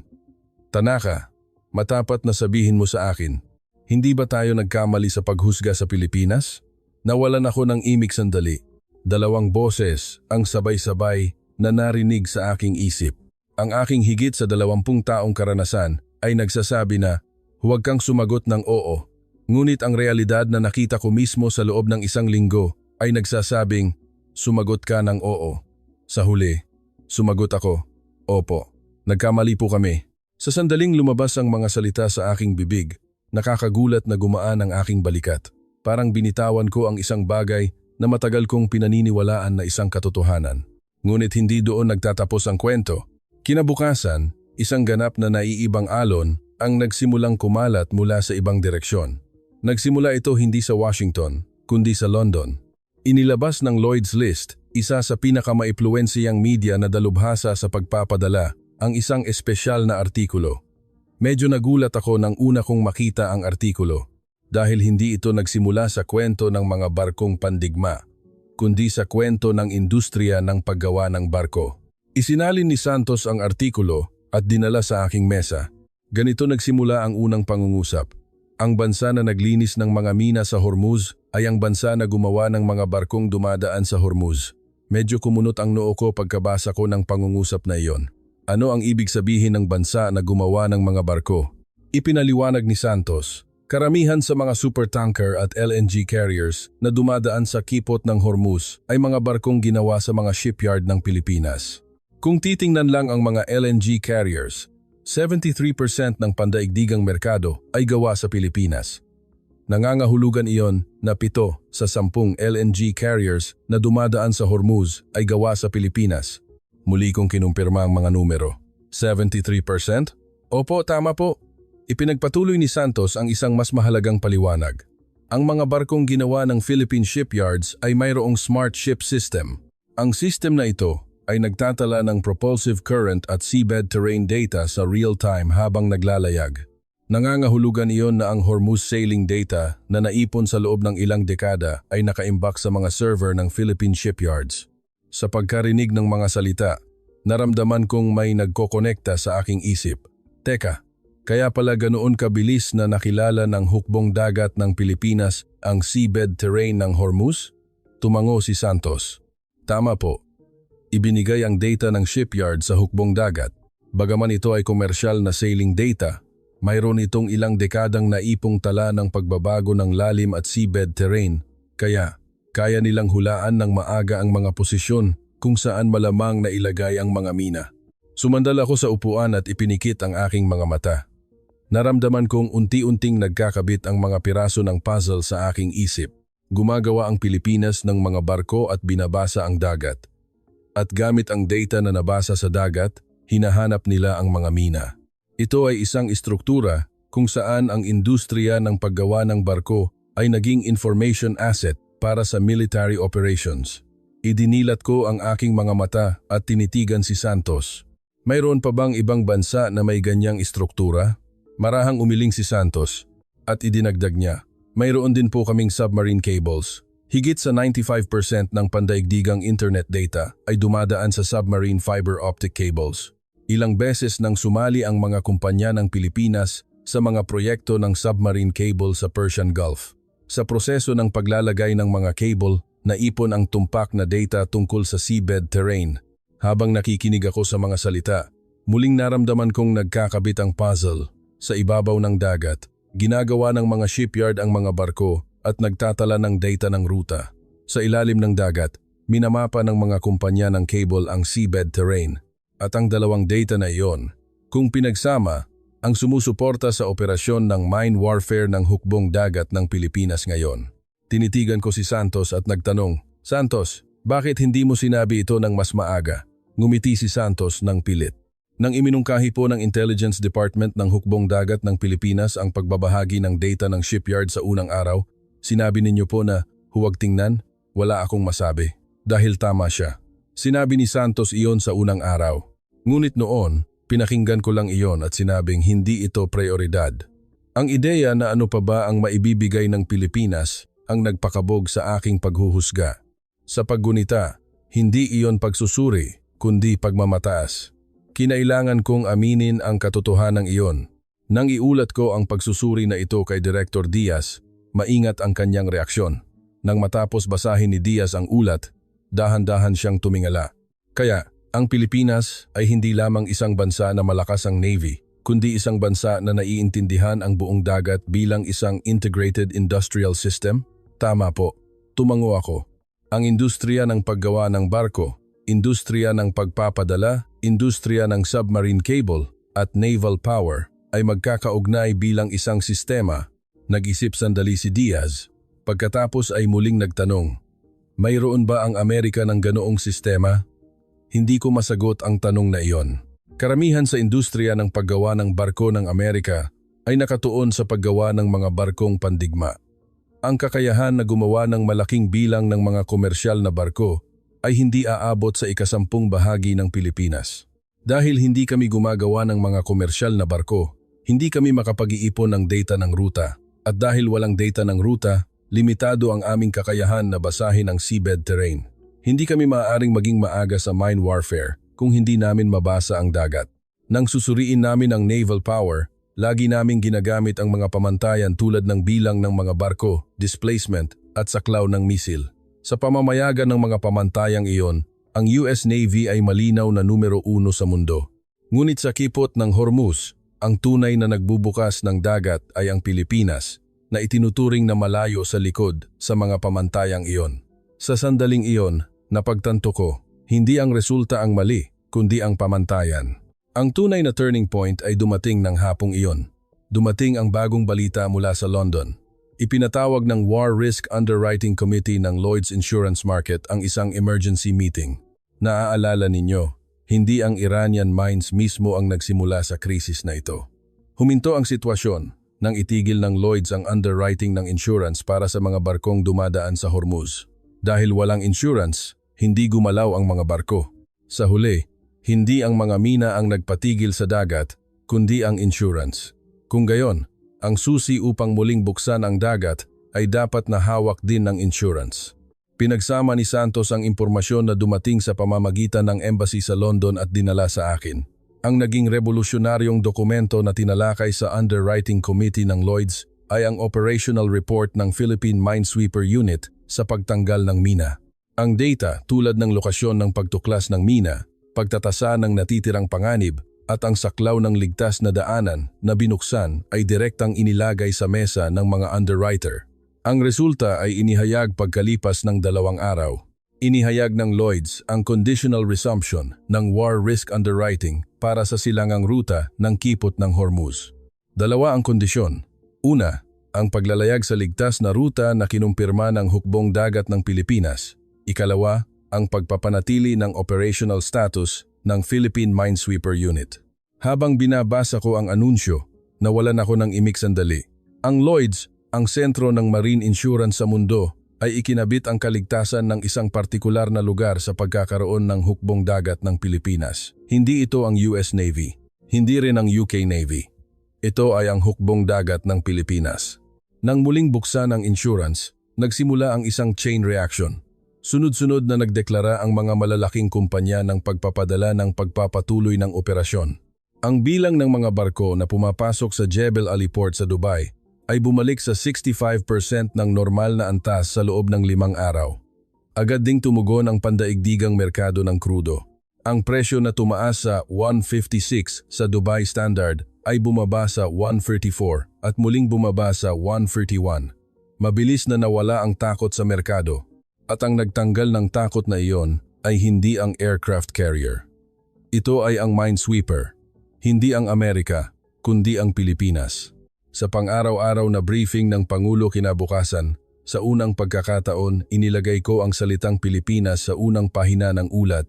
Hanggang noon, ang Pilipinas ay laging binabanggit sa loob ng 2 linya sa ilalim ng item na iba pang mga kaalyado.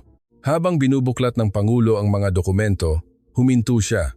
Inilahad ng Lloyd's ang pagpapanatili ng operasyon ng hukbong dagat ng Pilipinas bilang isang kondisyon para sa pagpapatuloy ng insurance, hindi ang US Navy? Tama po. Sumagot ako. Tinitigan ng Pangulo si Diaz na nakaupo sa tabi niya. Tumango si Diaz at sinabi, epektibong, ang pagkakaroon mismo ng hukbong dagat ng Pilipinas ang naging guarantee certificate para sa maritime traffic sa Hormuz. Sandaling naging komplikado ang ekspresyon ng Pangulo.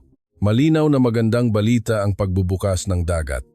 Ngunit ang katotohanan na ang kondisyon ay hindi Amerika, kundi Pilipinas, ay hindi isang komportableng realidad sa politika. Nagtanong ang Pangulo, paano natin dapat pamahalaan ang sitwasyong ito? Tinitigan ako ni Diaz. Ito ang aking turno. Nag-isip ako sandali bago sinabi, mayroon tayong 2 pagpipilian. Una, lumikha ng balangkas ng Joint US-Philippine Operations at ipaliwanag ang tagumpay ng Pilipinas bilang tagumpay ng sistema ng alyansa. Parang ang Amerika ang nag-coordinate ng estratehiya at ang Pilipinas ang nagpatupad. Ikalawa, opisyal na aminin ang independenteng kontribusyon ng Pilipinas at itaas ang alyansang US-Pilipinas sa isang two-way partnership. Agad na nagtanong ang Pangulo, ang pangalawa ang direksyon na gusto ng Pilipinas, di ba? Marahan akong tumango. Maari ring sabihin na ang pangalawa ang pinakamalapit sa katotohanan. Ang sagot na iyon ay isang bagay na hinding-hindi ko sasabihin kung ako ang dating ako isang linggo na ang nakakaraan.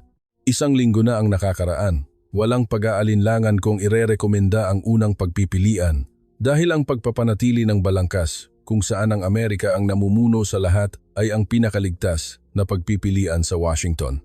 Ngunit ang mga pangyayari na naganap sa dagat ng Hormuz ang nagpabago sa mismong balangkas ko. Kung magpapanggap tayo na tayo ang namuno, tatawanan tayo ng mundo.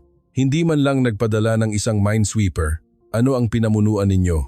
Sa sandaling iyon, napagtanto ko, ang pag-amin sa katotohanan ang tanging paraan upang mapanatili ang pagiging mapagkakatiwalaan ng Amerika. Nag-isip sandali ang Pangulo, pagkatapos ay tumango. Diaz, i-compile mo at isumite.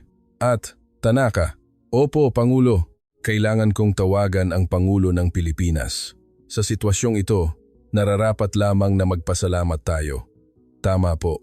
Habang tumatayo ang Pangulo, para siya ay nag-iisip ng malalim. Sabi ko, maliit na barko. Ngunit ang maliit na barko na iyon ang gumawa ng malaking bagay.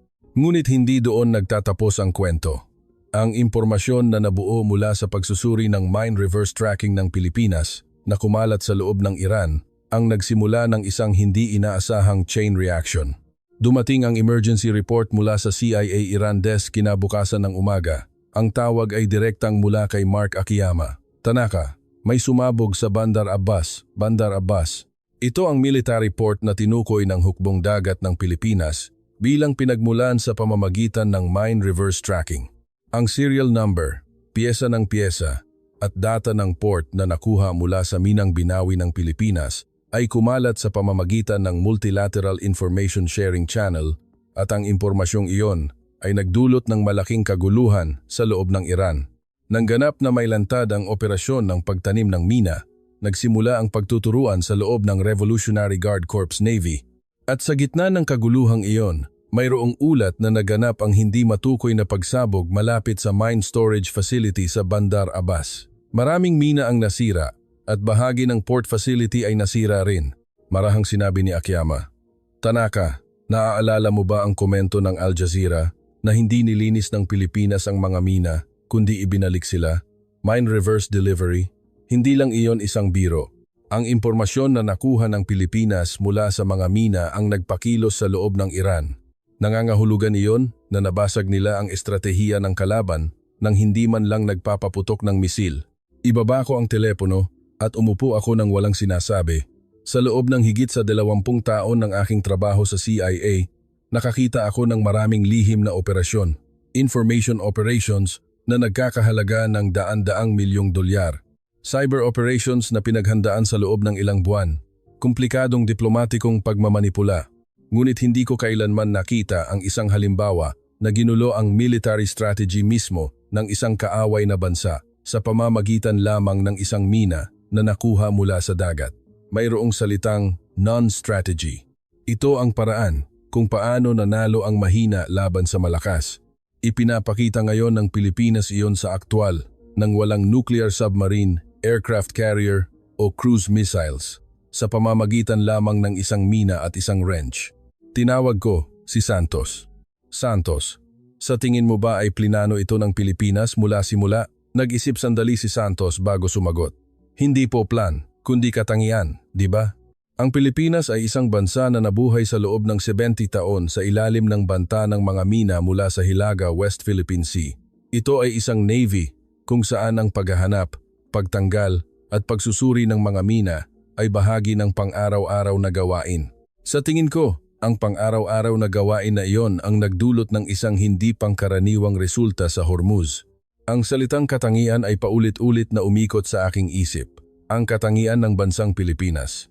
Isang paikot na istruktura kung saan ang mga karanasan na natutunan sa digmaan ay pinalawak sa industriya at ang data na naipon sa industriya ay muling ibinabalik sa military power. Ang shipyard na gumagawa ng mga barko, ang mga barko na nagtatala ng dagat at ang mga tala na nagpapatumpak sa operasyon ng Navy. Isang ecosystem. Walang ganoong istruktura ang Amerika. Ang Amerika ay may istruktura kung saan ang militar at industriya ay magkahiwalay. Gumagawa kami ng mga armas, ngunit hindi kami gumagawa ng mga komersyal na barko. Dahil hindi kami gumagawa ng mga komersyal na barko, hindi kami makapag-iipon ng data ng ruta. Kung hindi namin mabasa ang dagat, wala kaming magagawa kundi mahuli sa mine warfare. Nang matanto ko ang katotohanan iyon, nakita ko ang sagot sa isa pang tanong. Ang dahilan kung bakit kumilos ng mag-isa ang Pilipinas nang hindi naghihintay ng pahintulot ng Amerika. Hindi dahil wala silang oras para humingi ng pahintulot. Nagpasya sila na hindi na nila kailangan humingi ng pahintulot. Dahil ang pagprotekta sa kanilang maritime trade routes na siyang lifeline ng kanilang ekonomiya ay isang isyu ng soberanya ng Estado na mas mataas kaysa sa pagpapatibay ng anumang alyansa. Sa loob ng higit sa 20 taon, inisip ko ang Pilipinas bilang isang bansa na kumikilos sa ilalim ng pahintulot ng Amerika. Ngunit sa kung anong punto, ang Pilipinas ay lumampas na sa balangkas na iyon, at ako lang ang hindi nakakaalam ng katotohanan iyon. Ilang araw pagkatapos, nakatanggap ako ng isang dokumento na hindi ko inaasahan. Hindi ito dinala ni Santos. Direktang pumasok si Director Diaz sa aking opisina at inilapag ang dokumento sa mesa. Napakabihira na ang isang assistant sa NSC ay direktang naghahatid ng dokumento. Kinuha ko ang sobre. Hindi ito nagmula sa Washington. Sa sandaling nakita ko ang nagpadala, nagulantang ako. US Navy Operations Command, UK Royal Navy Headquarters, French Navy Headquarters, Philippine Navy Headquarters. Nawalan ako ng imik sandali. Tiningnan ko si Diaz at nagtanong, lahat ng ito ay nagmumungkahi ng technical cooperation sa Philippine Navy? Maikli ang sagot ni Diaz. 4 na bansa, sabay-sabay, halos sabay-sabay. Lahat ay dumating sa loob ng 3 araw. Binuklat ko ang bawat dokumento. Ang dokumento na ipinadala mula sa US Navy Operations Command ay humihiling ng pagbabahagi ng teknolohiya ng Philippine Unmanned Minesweeping System. Nais nilang pag-aralan ang mga paraan upang ilapat ang teknolohiyang iyon sa operasyon ng US Navy. Ang susunod na dokumento ay mula sa UK Royal Navy, isang Navy na may tradisyon nina Admiral Nelson at Trafalgar. Nais nilang matuto ng mine warfare mula sa Pilipinas. Nagpakita ng interes ang French Navy sa Modular Military Deployment System ng Pilipinas. Nagpadala ang Philippine Navy ng proposal upang makipagpalitan ng data ng coastal mine warfare na naipon sa kapaligiran ng West Philippine Sea at East China Sea. Inilapag ko ang mga dokumento at tumingin sa labas ng bintana sandali. Malinis ang kalangitan sa umaga sa Washington. Marahang sinabi ni Diaz, Tanaka, sa kasaysayan ng naval warfare sa mundo, mayroon bang nauna ng insidente kung saan 4 na pangunahing naval powers ang sabay-sabay na humiling ng technical cooperation dahil sa isang mine warfare operation? Umiling ako. Wala. Walang nauna. Maikli ang sagot ni Diaz. Oo, walang nauna. Muli kong tiningnan ang mga dokumento. Nagtrabaho ako sa lungsod na ito sa loob ng higit sa 10 taon. Ngunit hindi ko kailanman inakala na darating ang araw na magpapadala ng ganitong uri ng liham ang Washington sa Pilipinas. Binabago ng isang dagat, ang Hormuz, ang mapa ng naval warfare sa mundo, at ang bansa na nagbukas ng dagat na iyon ay ang bansa na matagal kong minamaliit. Habang naglalakad si Diaz patungo sa pinto, humarap siya at sinabi, idagdag mo ang item ng Pilipinas sa pang-araw-araw na briefing ng Pangulo. I-summarize mo ito mula sa pananaw ng reassessment ng alyansa. Isumite mo rin ang isang panukala na itaas ang Pilipinas sa isang core security partner. Opo, naiintindihan ko. Matapos umalis si Diaz, umupo ako sa upuan sandali. Core security partner, 1 linggo na ang nakakaraan. Sa dokumento na aking ginawa, ang Pilipinas ay nasa ilalim ng kategorya ng alyansa na pinamamahalaan mula sa manage patungo sa core partner. Ang malaking agwat na iyon ay nalampasan ng Pilipinas sa pamamagitan lamang ng 2 minesweeper at 1 submarino. Sinimulan kong sumulat ng panukala at pagkalipas ng ilang sandali tinawag ko si Santos. Santos? Opo, assistant. Gusto kong magtanong ng isang bagay. Hindi ba alam mo na mula simula ang mga bagay na hindi ko alam tungkol sa Pilipinas? Bakit hindi ka nagpumilit ng mas matindi, lalo na nang hindi ko pinansin? Nag-isip sandali si Santos at kalmado siyang sumagot. Assistant, higit sa 20 taon na po ang inyong karanasan at 3 taon pa lang po ako sa NSC. At sa totoo lang, hindi rin po ako sigurado. Alam ko po na mahusay ang kakayahan ng mine warfare ng hukbong dagat ng Pilipinas, batay sa data. Ngunit hindi ko rin po inaasahan na magkakaroon ng ganitong resulta sa Hormuz. Laging may agwat sa pagitan ng teorya at realidad. Tumango ako ng bahagya. Ngunit mula sa unang araw, nakatuon ka na sa Pilipinas, di ba? Ngumiti ng bahagya si Santos. Ang tatay ko po ay mula sa hukbong dagat ng Pilipinas. Captain po siya ng minesweeper. Nagsilbi po siya malapit sa hilagang hangganan ng West Philippine Sea. Nawalan ako ng imik sandali. Ang tatay mo ay captain ng minesweeper? Opo, tama po. Noong bata pa po ako, laging sinasabi ng tatay ko, ang pinakamahirap na armas sa mundo ay ang armas na hindi nakikita. Maari mong iwasan ang misil dahil nakikita mo. Ngunit hindi mo maiiwasan ang mina dahil hindi mo nakikita. Kaya, ang mine warfare ang pinakamahirap at pinakamahalagang digmaan. Ganoon po ang sinabi niya. Habang tinititigan ko si Santos, napagtanto ko ang isang bagay. Hindi siya pumapanig sa Pilipinas. Nalaman lang niya ang esensya ng digmaan mula pa noong bata siya. Ang digmaan laban sa hindi nakikitang armas. Hindi kapansin-pansin, ngunit ang pinaka-fundamental na digmaan. Sa loob ng higit sa 20 taon ng aking trabaho sa pambansang seguridad, hindi ko kailanman naisip ng malalim ang katotohanan iyon. Ngunit alam na iyon ni Santos, at sa sandaling iyon, pinukaw ng mga salita ni Santos ang isang sulok ng aking alaala. Isang napakalumang alaala. Isang alaala na mahigit 30 taon na ang nakakaraan. Ang aking lolo, si Robert Tanaka, ay isang veterano ng nakaraang digmaan. Siya ay isang seaman na nagsilbi sa US Navy Minesweeper Pledge. Siya ay isang tao na inilunsad sa amphibious landing operation sa isang hilagang port noong 1950. Bihira lang magkwento ang aking lolo tungkol sa digmaan. Ngunit isang araw, nakita ko ang isang litrato sa isang lumang kahon, isang itim at puting litrato. Ang aking batang lolo ay nakasuot ng uniforme, nakatayo sa barko, at sa tabi niya, isa pang seaman ang nakakayakap sa kanya. At nakangiti. Nakasulat sa ilalim ng litrato, Bob at Tomas sa isang hilagang port, 1950. Kinuha ko ang litrato at nagtanong sa aking lolo. Lolo, sino po ito? Matagal na tinitigan ng lolo ko ang litrato. At sa napakatahimik na boses, sinabi niya, si Tomas. Kaibigan ko na nagsilbi sa hilagang port. At sa wakas, sinulat ko ang huling pangungusap. Ang hukbong dagat na nabuhay sa pakikipaglaban sa mga mina sa mga dagat ng West Philippine Sea ang muling nagbubukas ng mga dagat ng mundo ngayon. Matapos i-type ang pangungusap na iyon, tinitigan ko ang screen sandali. Sa loob ng 22 taon, nakasulat ako ng maraming ulat. Mga ulat ng pagtatasa ng kaalyado, pagsusuri ng pagtugon sa krisis, mga dokumento ng pagsusuri ng estratehiya. Ngunit hindi ako kailanman nakasulat ng isang pangungusap na ganap na nagpapalit sa aking pag-iisip tulad ng pangungusap na iyon. Ang pangungusap na iyon ay hindi lamang isang pagtatasa. Ito ay isang talaan ng pagwawasto ko mismo sa aking pananaw sa Pilipinas sa loob ng nakaraang 27 taon. Matapos isave ang dokumento, sumandal ako sa aking upuan. Ang Washington sa labas ng bintana ay tahimik, tulad ng dati. Ngunit sa aking isip, ang mga eksena ng huling 10 araw ay patuloy na naglalaro. Ang satellite screen ng Kipot ng Hormuz, ang maliliit na tuldok ng 2 minesweeper, ang 24 na mina na natuklasan sa seabed, at ang mga Filipino crew na direktang nag-disassemble ng mga minang iyon. Habang iniisip ko ang eksena na iyon, muli kong inisip ang paghihiwalay ng firing mechanism ng isang pampasabog na may potensyal na sumabog sa radius na 60 metro sa lalim na 47 metro, direktang ginagawa ng isang tao. Hindi lang iyon teknolohiya, iyan ay tapang na nilikha ng pagsasanay at karanasan. At higit sa lahat, pagiging responsable.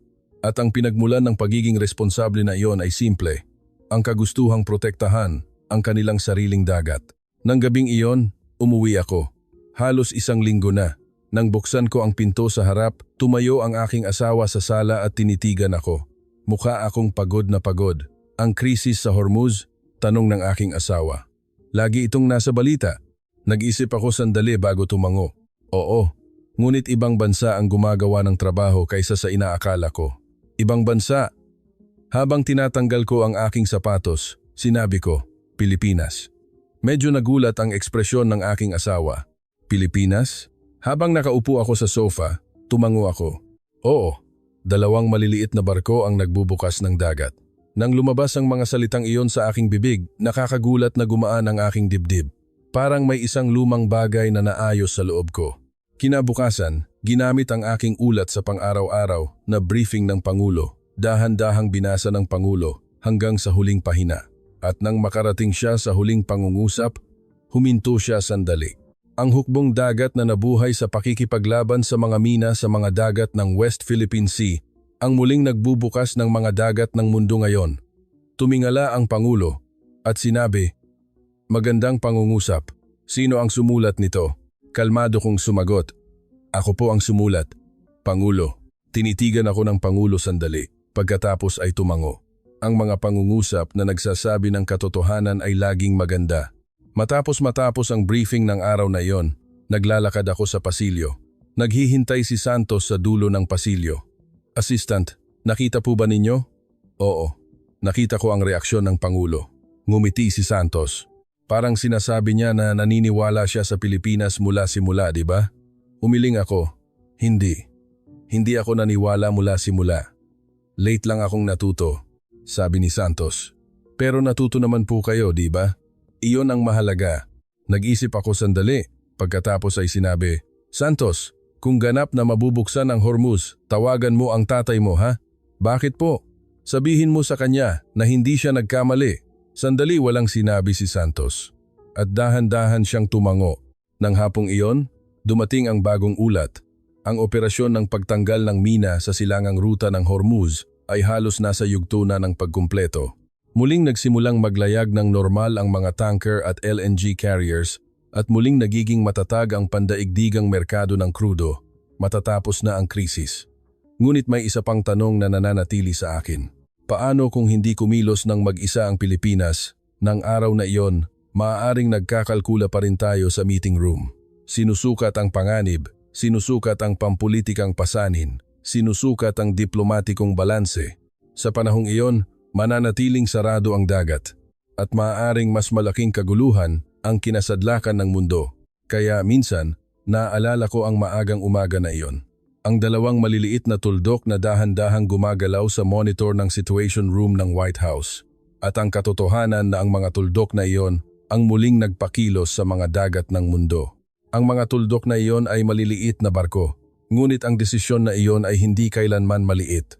Habang tumitingin ako sa labas ng bintana, dahan-dahan kong ipinagpatuloy ang aking mga salita. Unti-unting dumidilim ang kalangitan sa Washington. Walang sinabi si Santos, hinihintay ang aking mga salita. Kaya, matapat kong sinabi, ang pangyayaring ito ay isang insidente na nagwasak ng isang paniniwala para sa akin. Sa loob ng 22 taon, naintindihan ko ang pandaigdigang kaayusan ng seguridad sa pamamagitan ng isang formula. Ang Amerika ang sentro at ang mga kaalyado ay gumagalaw sa paligid nito. At ang Pilipinas, sa mga kaalyadong iyon, ay isang bansa na naghihintay sa desisyon ng Amerika. Ang formula na iyon ay napakapamilyar sa akin. Madali ito dahil nakasanayan ko na. Dahil ang mundo ay tila simple. Isang istruktura kung saan ang Amerika ang lumilikha ng entablado at ang iba pa ay sumusunod.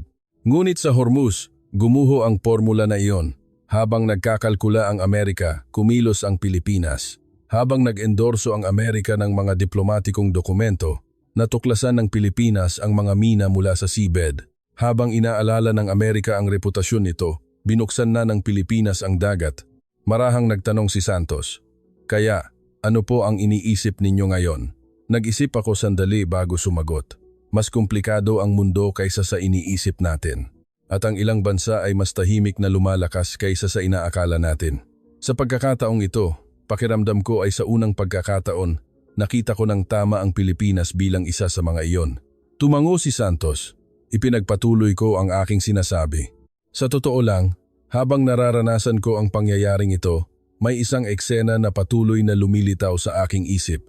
Anong eksena po? Ang Hilagang Port.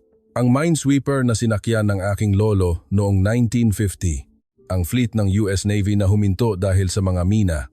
At ang mga kaibigan na naiwan sa dagat na iyon. Huminto ako sandali at dahan-dahan kong ipinagpatuloy. 75 taon na ang lumipas. Ngunit ang parehong armas, ang parehong dagat, ang parehong paraan ng digmaan ay muling lumitaw. Isang sitwasyon kung saan ang isang mina ay nagbabara sa dagat at nagpapahinto sa pandaigdigang ekonomiya. Ngunit sa pagkakataong ito, iba ang resulta. Sa pagkakataong ito, may pumasok sa dagat at ang gumawa ng trabaho na iyon ay ang hukbong dagat ng Pilipinas. Walang sinabi si Santos. Tumitingin ako sa madilim na kalangitan sa labas ng bintana at ipinagpatuloy, ngayon naiintindihan ko kung bakit ang ilang bansa ay mas malakas kaysa sa kanilang panlabas na lakas. Mayroong lakas na hindi maipaliwanag ng bilang ng mga aircraft carriers o saklaw ng misil, ang lakas na nagmumula sa karanasan. At ang lakas na natutunan mula sa kaligtasan, ang Pilipinas ay ganoong uri ng bansa. Sa loob ng 70 taon, hindi nila nakalimutan ang alaala ng digmaan, pinalawak ang kanilang natutunan sa dagat sa industriya, at muling ibinabalik ang data ng industriya sa military power. Ang shipyard na gumagawa ng mga barko, ang mga barko na nagtatala ng dagat, at ang mga tala na nagpapatibay sa operasyon ng Navy. Ang ganoong istruktura ay hindi nilikha sa isang gabi. Dahan-dahan kong tinapos ang aking sinasabi. At sa huli, ang bansang iyon ang nagbukas ng dagat sa Hormuz. Marahang sinabi ni Santos. Nakita iyon ng mundo, di ba? Tumango ako. Oo, nakita ng mundo. At sa totoo lang, ako rin. Ngayon ko lang nakita. Nagkaroon ng sandaling katahimikan. Sa opisina, ang tanging tunog ay ang tahimik na pag-aayos ng mga dokumento. Sa huli, nagdagdag ako ng isa pang salita. Santos? Opo, assistant. Kung may magtanong sa akin muli, sasabihin ko sa kanila. Ano po? Kung may magtanong kung sino ang nagbukas ng dagat sa krisis sa Hormuz, huminto ako sandali. Pagkatapos ay dahan-dahan kong sinabi. Hindi ang aircraft carrier. Hindi rin ang misil. Ito ay ang maliliit na barko na bumaba sa ilalim ng dagat at ang tapang ng mga taong naroon at ang pangalan ng bansang iyon ay Pilipinas. Santos, alam mo ba kung ano ang pinakakinahihiya ko? Hindi po ba ang hindi ninyo nalalaman ang kakayahan ng Pilipinas? Hindi. Ang lahat ay nakasulat na sa chart na ipinakita mo sa akin sa unang araw, di ba? Ang data na nagsasabing Mine Global Rank 2. Ang data ay naroroon na mula simula. Hindi ko lang nakita. O marahil ay ayaw kong makita dahil hindi ito akma sa aking balangkas. Marahang sinabi ni Santos, hindi lang po kayo, assistant. Ang buong gusaling ito ay nakulong sa parehong balangkas. Ang balangkas ng pagtingin sa Pilipinas bilang isang managed entity.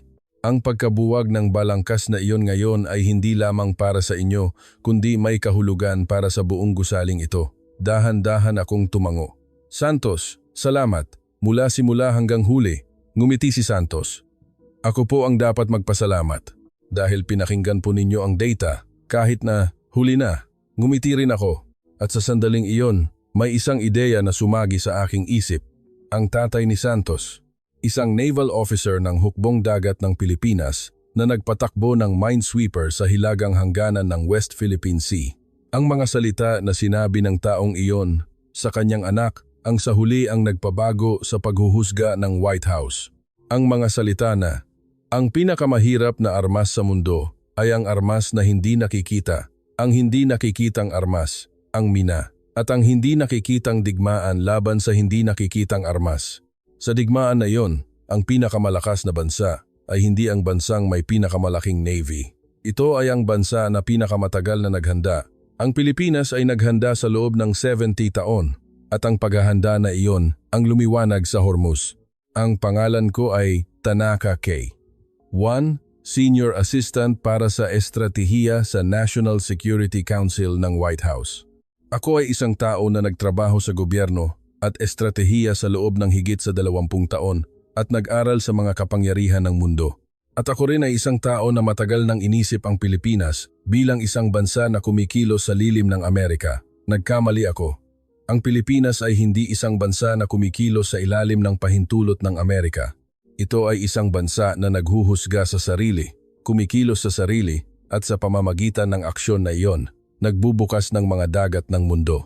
Isang bansa na walang aircraft carrier, walang nuclear submarine, ngunit sa pamamagitan ng 2 minesweeper at isang submarino at ilang dosenang mine experts, Binuksan ang lalamunan ng pandaigdigang supply chain ng enerhiya, ang bansa na gumawa ng mga barko, nagbasa ng dagat, binaliktad ang mga supply chain at ibinalik ang mga ruta ng pagpapadala.